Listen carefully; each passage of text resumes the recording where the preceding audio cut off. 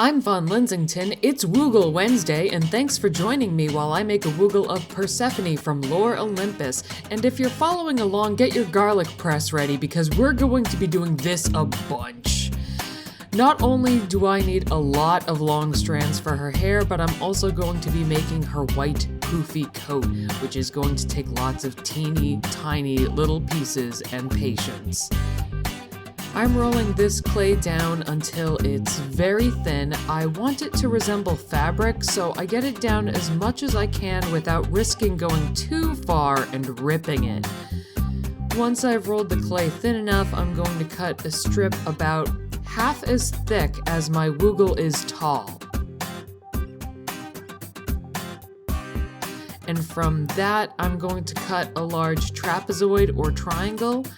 This is going to be the dress, so I want it to fit in between the two limbs. I cut this too big at first, and it takes me quite a few tries, but eventually I get it down small enough. Once it's the right size, I smooth it into place with my needle tool, and that helps me keep sharper looking edges and lines rather than if I had just smoothed it down with my fingers.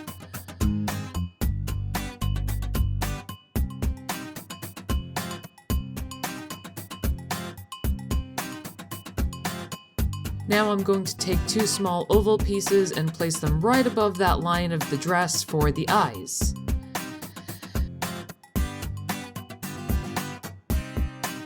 Okay, that was the easy part, so let's tackle that poofy coat. I'm using 3 strands of clay lined up next to each other, and I've tapered the end of each strand. That's going to be kind of my template. So line up some clay strands from the garlic press and cut them into tiny pieces. One at a time, take a tiny piece of clay, taper one side to a rounded point, and then use the opposite side to stick that to the template that we made, and make sure that all the tapered ends are roughly facing the same way.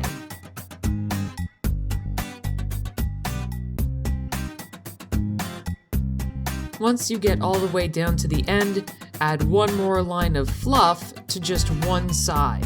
I didn't do the other side because it's going to be easier to have a flat side to stick up against the body once we wrap this around her arms. Once this caterpillar looking thing is ready, carefully wrap it around the limb and careful not to squish that detail you worked so hard to create. That side's done! Now do it again! I won't make you sit through all that again, but I repeated the same process to make the sleeve for the other arm, as well as a few shorter ones to wrap around her back. Now I'm going to make some longer pieces for the hair by rolling multiple strands together by the ends, line them up side by side, and once I have enough to make a little Wugle wig, I transfer it atop her head and I kind of play with the back. I haven't quite decided at this point how I'm going to finish Persephone's hair because she has so many styles in the comic. Leave a comment below for best Persephone hairstyle. Last, I'm taking some leftover tiny pieces that we cut for the fur coat and I'm smooshing them against the board, and I'm using my knife to scrape up the flattened pieces.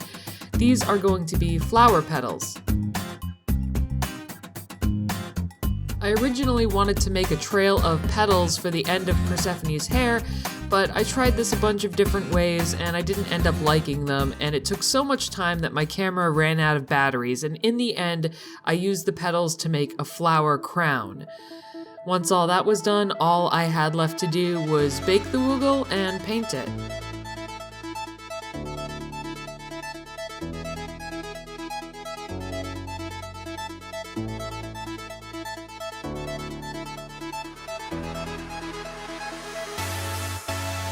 One of the fun things about Lore Olympus is the color theme. I could have used nothing but shades of pink and this would still be recognizable, but since I already have Hades in his black coat, I wanted to have the contrast of Persephone in her white dress.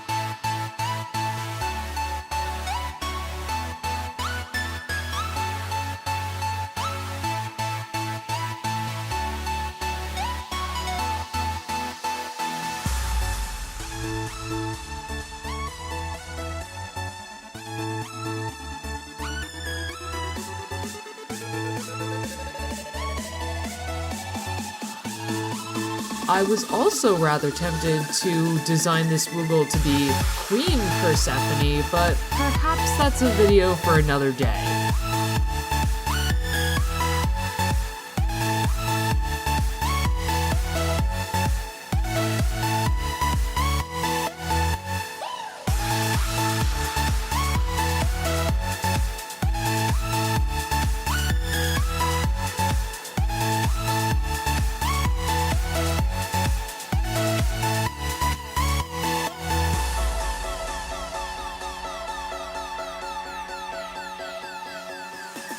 I'll be back next week for another episode of Wugle Maker, so don't forget to subscribe so you don't miss the next character. Leave your comments down below for which Wugle you want to see me make next, and tag me on Instagram if you make your own Wugles.